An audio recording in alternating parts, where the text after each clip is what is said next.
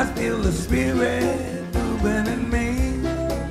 I feel the Spirit moving in me. Woo! How do you feel now? You ready to make a difference? Wow. Well, we're celebrating Father's Day today. How many people are fathers? Aha! Good job. Thank you for being here. It's great to celebrate with you today. You know, usually we say great things about fathers on Father's Day. So I've got some quotes to show that things aren't always what they seem. For example, John Gaffigan said, "There should be a children's song. If you're happy and you know it, keep it to yourself and let your dad sleep." Steve Martin said, "A father carries pictures in his wallet where his money used to be." Someone said, "Oh, my daughter got me a world's best dad mug."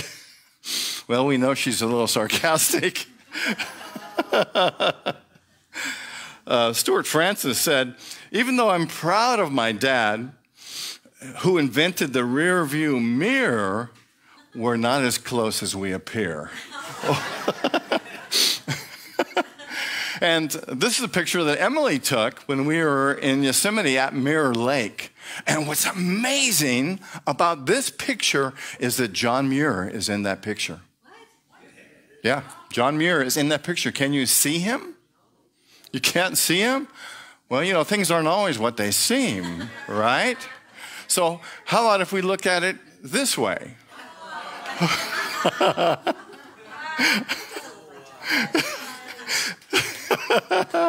So this talk is based on this picture that Emily took, and somehow in looking at her pictures on her phone, we saw this one, and it's like, wow, that's John Muir. It must be. He's hidden, right? I love the ears and the beard. Oh, boy. So today's talk is titled, "Things Aren't Always What They Seem." So today we're going to delve into the depths of our experience and explore the transformative power of realizing that things aren't always what they seem, and that we can change our perspective and see things differently, and we can see them in a new light, in a way that helps us to transform spiritually and to capture a new idea. You know, I think that basic spiritual transformation comes when we have a realization that something is different than what it seems. And as soon as we acknowledge that, it's like, oh, yes. Love works better than hate, right? Love works better than fear. Realizations that have changed us, and I imagine have changed you. You know, most human beings form preconceived notions about what we see based upon what we believe. I think I worded that a little bit differently. I edited this talk at 6 o'clock this morning and changed some things. But it's not what we perceive. It's not, right. The presentation really isn't what you perceive. There's another message that's happening here that you'll realize sometime this week. Yeah. So there are 3 areas that we'll talk about today where human beings often have preconceived notions. And the first one is around race, age, or religion. The second one is about body size. And the third one is strictly based on appearances other than body size. You know, we have these perceived notions on race, age, or religion. You think you have any? You know, some people might assume, and not anybody here particularly, that certain groups of people are the same, that have the same abilities, the same traits, right? All, we might stereotype and say, one person like this or all people like this exhibit the same behavior. And this really isn't fair, because when we generalize, when we have preconceived notions about someone, it changes the way we perceive them, and it changes the way we open our hearts to let them in. And it seems to me that human beings, we like to categorize things, don't we? And so it keeps it kind of simple, and we can generalize that all people like this, of this race, behave this way. Right? All people who think this way act this way. All people who are Republicans act this way. And all people who are Democrats act this way. Ever have those kind of thoughts? Right? And if we do, then it changes the way we interact with people who are different than we are. I was raised by a stepdad that was very bigoted, right? And he used the N-word a lot. Right? And I had this pounded in my consciousness for the 3 years that I lived with him. And sometimes I've caught myself having thoughts like that, right? Because it was so ingrained in me that sometimes now I have to go, oh no, that's not the way I want to think. That's not the way I want to be. And there's no judgment, or I don't have any judgment of myself for thinking that way. You might, and if you do, that's your problem, because that's your preconceived notion of me. So you can see we can go all kinds of places with this, right? So this is what we're talking about today, is how can we change our preconceived notions so that we can be wherever we are, and when they come up, go, oh, that's not what I want to be. I want to be the presence of love, right? To be totally present for what's happening in the moment. Probably the biggest challenge for us as human beings is how can we be present right here, right now, without all these preconceived thoughts and feelings and emotions going on. I was kind of surprised in doing the research for this talk to look at Mahatma Gandhi, who was the Indian spiritual and political leader, and he's widely revered for his role in India's freedom against the British colonial rule.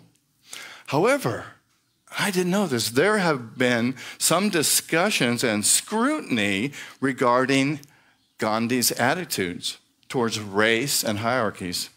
Early in his life, Gandhi held beliefs that can be characterized by bigotry, right?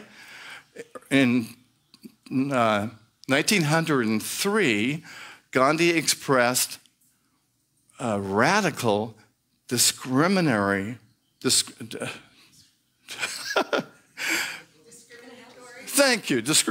views. He wrote that the white people in South Africa should be the predominant race. He also said that black people are troublesome, and they're dirty, and they're living like animals, right? And we just don't think of Gandhi as making comments like that, right? But in his spiritual evolution, he went from having those kind of thoughts to being a victim of prejudice himself, right? When he got kicked out of as we know, out of the first-class cabin, and he changed the way he did things. He realized that things aren't what they seem, and that he embraced a new attitude, a new way of being, and he was able to deal with his thoughts and feelings and change them so that he could help to be a leader in South Africa, and was motivated to fight against discrimination and be an advocate for people's rights. Wow, I love that. That we can change our opinion about somebody because they change. The fact that we can change the way we are, the way we feel, the thoughts that we have had, and embrace a new way of thinking and being. So another way that we sometimes have preconceived notions are based on body size. And I know I was raised by parents who often were wonderful, right? But sometimes they would judge people based on the size of their body. I grew up with the idea that bigger bodies meant that the person is lazy or unhealthy. You know, I thought that a skinny body meant that the person is malnourished or poor or ignorant, and that something in between is attractive. And I think this is a common thing for us human beings to do because, again, we like to put things in boxes so that we can categorize them and understand them. But when we judge somebody based on their body size, we're really separating ourselves from them and not allowing ourselves to be present with them so that we can love them and be open-minded to who they are. One example of someone who experienced a change in their preconceived beliefs about stereotyping and body size is Anna Jones. She is a nutritionalist and a wellness coach, and she used to hold negative assumptions and opinions about people with larger bodies, and she has one herself. And she realized that she needed to change her thinking, and now she teaches people that all body sizes are good. She realized that when we're holding these opinions of other people, we are diminishing them in our minds and the way that we talk about them. So now she's a therapist, and she's working with people to help them to change their thoughts and their opinions and their ideas about body size of people and weight bias. Anna Jones realized that things aren't always as they seem. And the third type of preconceived notion we're looking at today is based on general appearance. You know, many people think, do you ever think, ask it that way, do you ever think when you see somebody, oh, I got that person nailed? Right? You look at their clothes, you look at the way they carry themselves, and you are able to go, boom, I know who they are. I can identify with them. They're such and such a kind of person. Anybody ever do that? Two of you. Well, that's a good start. And I won't make any comments about the rest of you, because then I would be judging you based upon your responses and perhaps the way you look if I were to take a closer look. And oftentimes, we choose our friends and the people that we want to be in relationship with largely because of what? Because of where they look, right? And, you know, and studies show that this isn't the best way to make judgments or to choose a partner or to choose a friend. You know, there's a gentleman, really good friend of mine, who I met at a party a couple years ago. And the guy's got really long shoulder-length hair, kind of scruffy, and he's got this white, scruffy beard. In fact, I know that he hasn't cut his hair or his beard in 20 years, right? And he typically wears clothing that has tears and, you know, these provocative holes in them that aren't made to be provocative. And I kind of went, wow, this guy, you know, what is this guy doing at this party? How can this guy be part of my group of friends, right? And then I talked to him, and he and I hit it off just like that. We have the same insane kind of sense of humor that I've never shown up here. But the guy is just off the wall. He's brilliant. He's absolutely brilliant, and I love hanging around this guy because he feeds me the same kind of craziness that I like to feed other people. And I know, right? You know, it's like he is so off the wall, and I know that anything that I say to him, he's going to take it and go with it. Right? It could be the most bizarre thought that I have, and he's going to laugh, and he's going to take it off, and we're going to have a ball with it. Right? And if I hadn't changed my opinion of him, and right, it's almost like when we met, it was almost like I closed my eyes to his appearance, right? And just enjoyed him for the amazing character that he is. You know, and I could have judged him and said, I don't want to talk to this guy, but, you know, it was weird how it happened. We were just sitting around talking, and all of a sudden he's standing next to me, and we became instant friends, and he's somebody that I see pretty much every week. And he's also a very talented musician. And, but if I hadn't been able to change the way that my preconceived notion about the stereotype that I built in my mind, the preconceived notion about this guy, I may have never have developed that friendship with him. Martin Luther King said, a person's worth is not measured by their physical appearance, but by the content of their character. Wow, I love that. Les Brown, the motivational speaker, anybody know who Les Brown is? I haven't seen him in a long time. I don't know if he's still around. Said, appearances can be deceiving, and stereotypes prevent us from seeing the true beauty and the value in every individual. Wow, I love that. And then, of course, one of my favorite spiritual teachers. and I say this coming from that crazy side of me that I promise not to show you.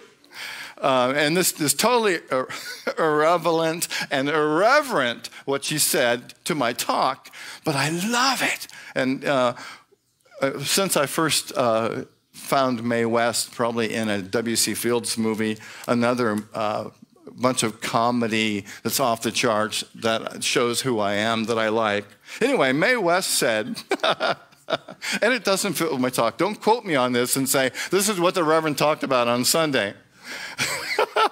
Mae West said, it's better, how could I sound like her? It's better to be looked over than to be overlooked. Yeah. It's better to be looked over than overlooked. Oh, yeah, come up here and do that. Let's hear that on the microphone. I like that.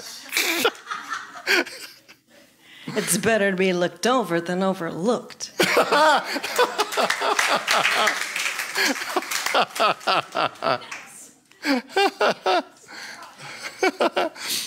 Tara Brach is a psychologist and a Buddhist teacher and a writer.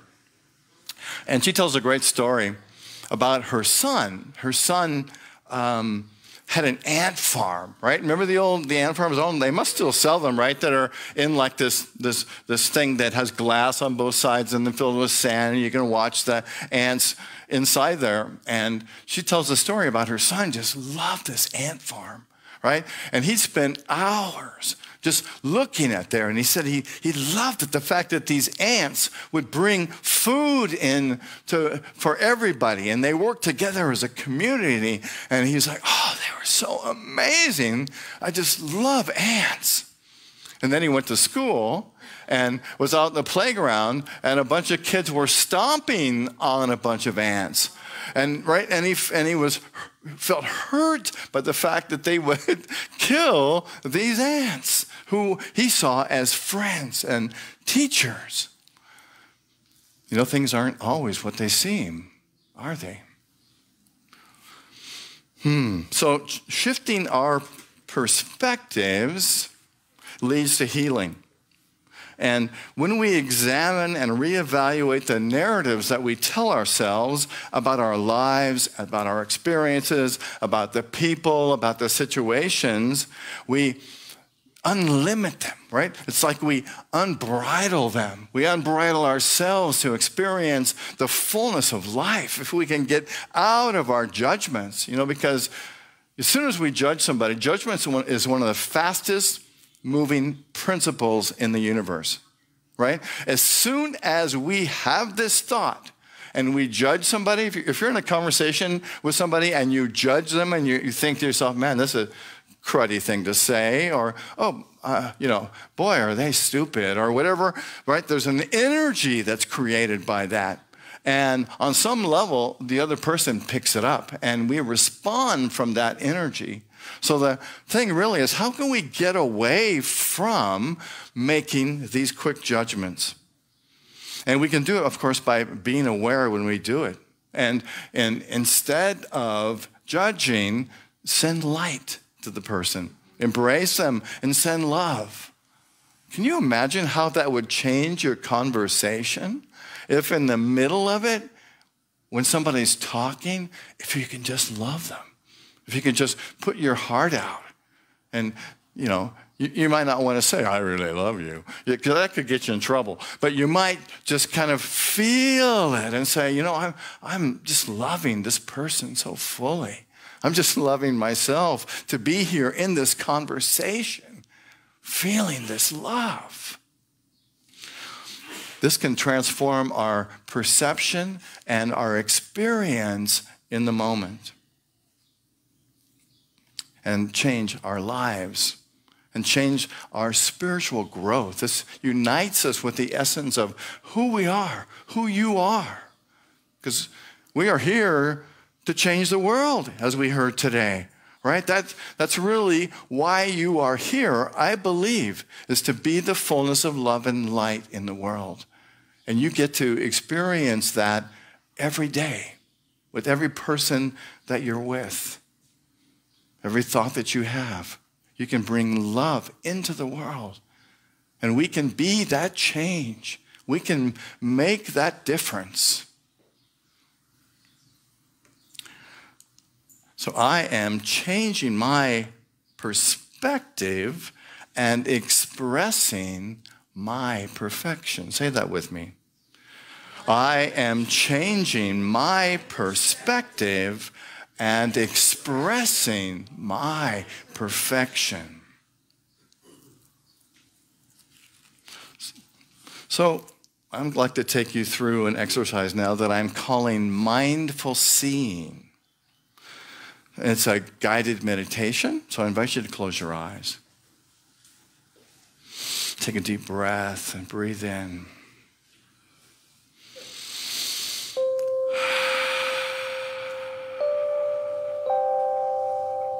And I invite you to just close your eyes or just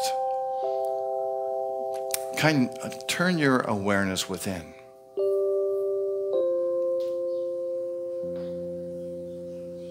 And just begin breathing, becoming aware of your breath. And to breathe slow and gentle. Breathing in, holding it for a moment, and letting go.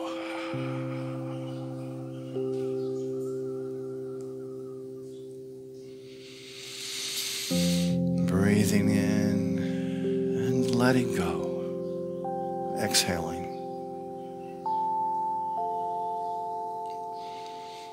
And if your eyes are open, pick an object in the room. Could be a microphone or a stand or the lectern or the tree behind me. And if your eyes are closed, imagine the first thing that comes into your mind. And keep your attention focused on this thing, on this object or this scene. And then bring your attention back to your breath.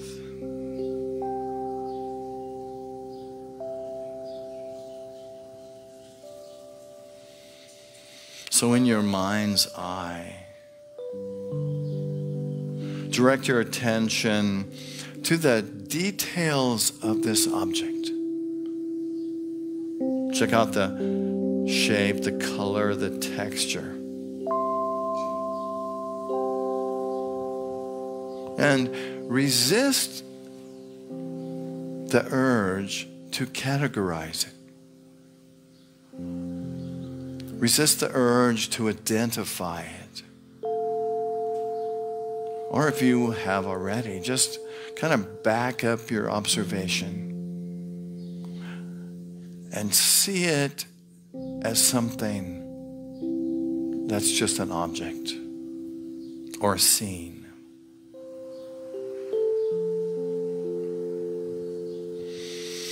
And then imagine the object or the scene, the person, with curiosity. Imagine that you can see within it things that you wouldn't ordinarily look for. Maybe a texture or a feeling that it gives you. Maybe the way that light falls on the object. Maybe the expression on someone's face. And then remind yourself that this object, this scene, whatever it is you're picturing, is more than it seems.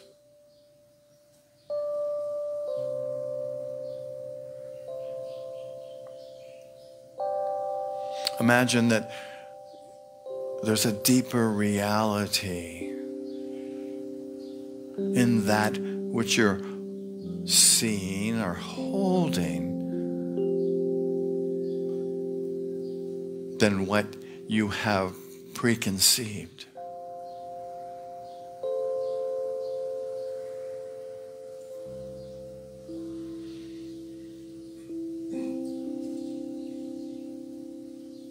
And now, as you observe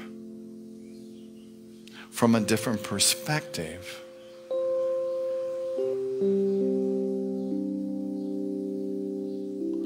I invite you to stay with this practice for a few moments as we go into the silence.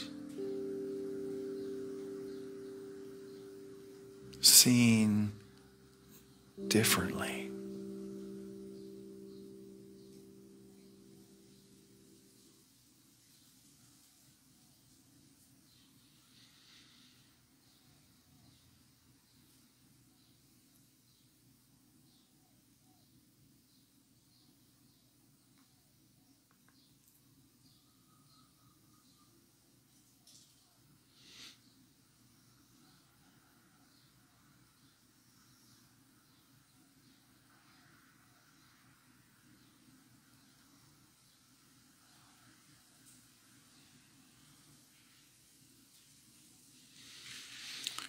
And breathing in and breathing out. I invite you to bring your awareness back to this moment and let your first gaze be light,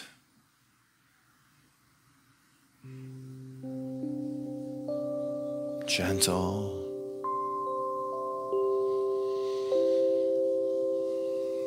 becoming more and more aware of this moment.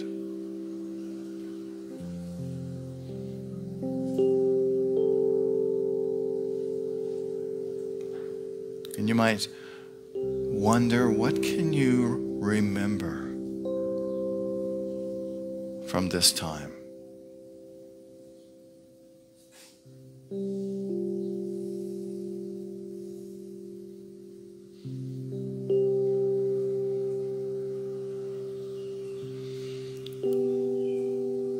You might remember, you might consider that everything that you observe is the divine. You might remember that you are connected to the divine. You are one with the divine.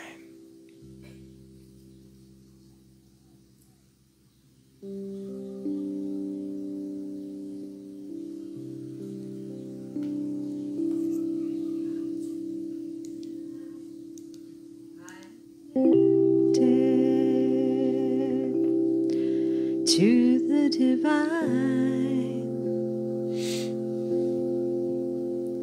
and I'm expressing my perfection. I am connected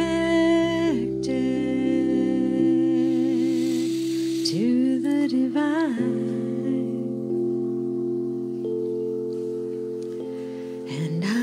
Expressing my perfection right now,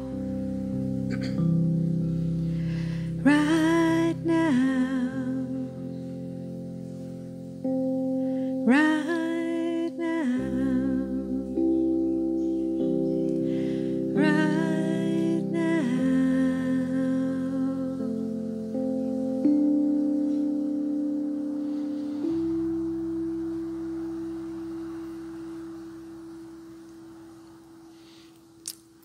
Breathing in and breathing out. Recognizing that you are one with the divine.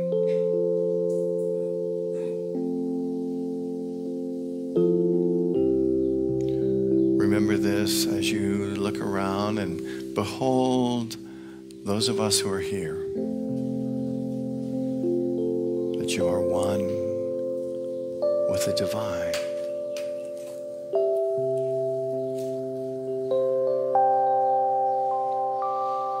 And I invite you to open your eyes and smile at someone. Well, I invite you at this time to prepare your love offerings and to be a part of our service today by giving to us, which keeps us in the flow, keeps you in the flow, and keeps this amazing possibility that unity is, this movement of unity, to continue to be a blessing to Maui and to the world. And, I know that as we give, we receive. I find for myself, when I participate in giving, I open myself up to receiving. Lots of times people think that, that if I just hold on to what I have, I'll have more of it. But my teaching, my experience in doing this work for 50 years is that the more that I give, the more that I receive. It's like there's something interesting. It's a universal principle. There's something interesting that happens when I give. It's like it imprints my mind, my body, and my spirit to be able to receive as well. So I invite you to step into that possibility and to give from your heart to us today. And for those of you watching out on Facebook, you can give to Unity on Maui as well by going to our website and making a secure donation there. And thank you in advance for your gifts. So as we hold our gifts together, let's pray and affirm our affirmation of prosperity, which begins, and let's say it together. Through a grateful, giving heart, my mind and life overflow with the abundance of God's all-providing, infinite supply. And so it is. Namaste. Thank you, loving Spirit, for these gifts that have come to us in love. We hold them, we bless them, we give thanks for them, knowing that they're moving through us, through this ministry, through Unity on Maui, and out into the world. And we behold a world that's filled with love, with light, with joy, and with peace. And so it is. Thank you. And thank you to everyone who participated in this service today. Well, it was exciting around here getting ready for this service, I'll tell you. It felt like we had a really big production happening with all these elements and the singing and the rehearsal. Wow. I love it, don't you? Mm-hmm. It's so great to be a part of such a vibrant ministry. Thank you. And let's see, I've got just a couple announcements today. Maybe I should go this way first. I want to acknowledge this amazing woman. Yeah. Because she pulled the music part of this together today. I have to say, it was Emily's idea, I think, some time ago to attract musicians, and we've been putting that out to the universe and saying, you know, we are a happy, fun place. We want to bring on musicians that help us to celebrate that. Robin bought into that idea and empowered it and is womanifesting it and making it happen. And all that being said, you know, Robin's a mother and a grandmother. It's hard to believe, you know, for somebody that's 25 that you could do all that. So Robin's going to be going back to the mainland, to Washington area, to be with her children and her grandchildren for a couple months. So we're stepping into the possibility of what we're going to be until she gets back. Yeah, I'm coming back. And she will be back. She promised that she will be back. But we want you to have a great time. Thank you. And know that we love you. Thank you. And appreciate all that you bring. Thank you. Let's give her a hand.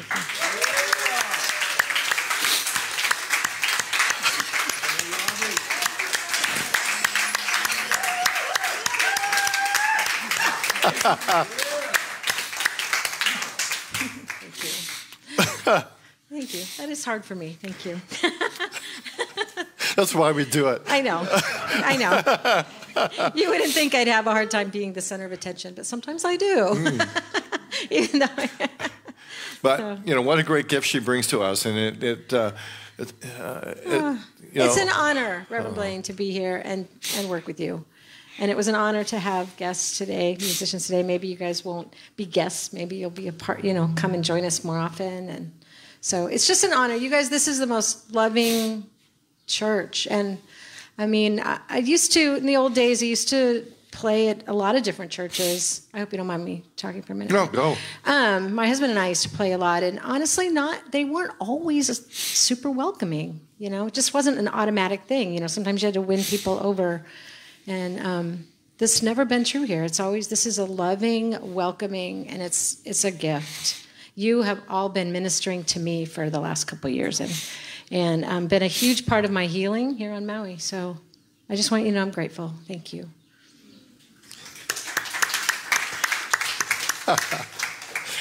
All right, so let's see. We have a couple announcements today. And the first one is that it's Birthday Sunday. Should we sing? Should we sing? Yeah, so everyone anybody have a birthday in June? I do. Kate, last week. Kate. Happy birthday to you. Happy birthday to you. Happy birthday, dear. Everybody, we love you. God is blessing you now. Happy birthday to you. I don't know why that was funny. Why is that funny, John? Everybody. And Blaine too, right? Happy birthday to you too, Blaine. Thank you. Woo-hoo. Oh my goodness. So if you notice, we've got beautiful roses back here. And Mike and Michelle have offered us these roses today to be given to anyone who is a father, anyone who had a father, Everybody, anybody who wants to be a father, anybody like that here? I could go for it, but I think it's a little bit too late. Am I missing a piece of that? Did I get it all? Okay. So they'll be holding the flowers by the door today. So when you go out, take a rose with you, and to celebrate the Happy Father's Day for you, for the however you fit into that scenario. And if you want to bring flowers on Sunday morning, there's a sign-up sheet in the back. And if you pick a date, fill it out, put down your name and how you'd like the flowers to be donated, you can bring them. And we'd be really happy to acknowledge you and your flowers on this special day. Prashanti's been doing a weekly class on Kundalini meditation. It's free, but she is asking for a $10 or $15 donation.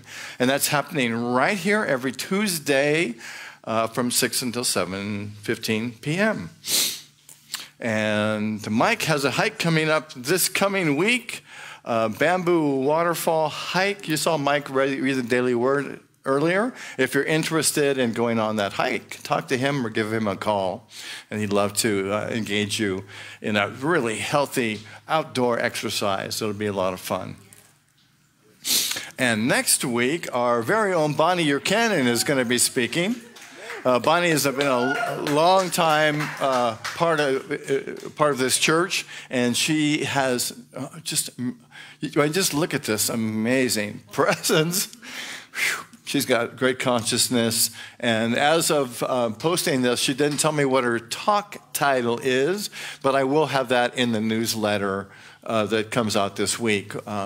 If you haven't signed up for the newsletter, you can do that in the back as well by filling out a card, and you'll find out what Bonnie's going to speak about next week. I'm going to Unity Conference in Overland Park, Kansas this coming week, and so I'll be gone next Sunday.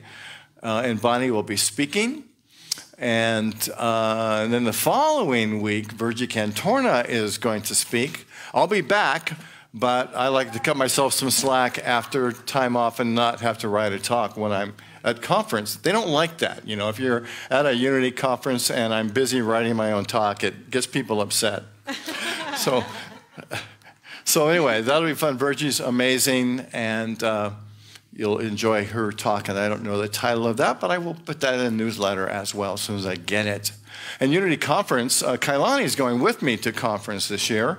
It's her second year going in a row. And Unity Conference, Unity is a huge movement. There are like 700 Unity churches around the world, and we have a big conference once a year, and there's typically 300 to 600 ministers there and people from the congregations, the Unity people. And we look at, what can we do to keep our movement, our Unity movement, flourishing? What are we talking about that's important? What do people like you want to hear? And how can we be a part of transforming the world with our message of truth and light and peace and joy? And so that's where I'll be, and we're gonna come back with all kinds of great information. And I'm like pulling the card of talking, yakking. I got this yak going today. So anyway, you'll have a great time, and I love you. Oh, and if you liked what we talked about today, I put it all in a summary I call Walk Your Talk. It's back on the back table. It's yellow today. And if you want to take it home and remember what we talked about, that would be great. Got anything else going on, Robin? Just thank you. Let's sing. You want to sing? Yeah. She wants to sing. Anybody else want to sing? Yeah. All right, please stand up. So let's sing the peace song. All right. Are we going to do the prayer protection first? Yeah, let's do the prayer protection first. Thank you for keeping me wondering. on track. What would I do without you being back here, reminding me of what I'm supposed to be doing? So we're going to say the prayer protection, and then we'll sing the peace song. So together, the light of God surrounds us. The love of God enfolds us. The power of God protects us, and the presence of God watches over us wherever we are. God is. Thank you for being here today. God bless you out there. Where I live, they're all raised.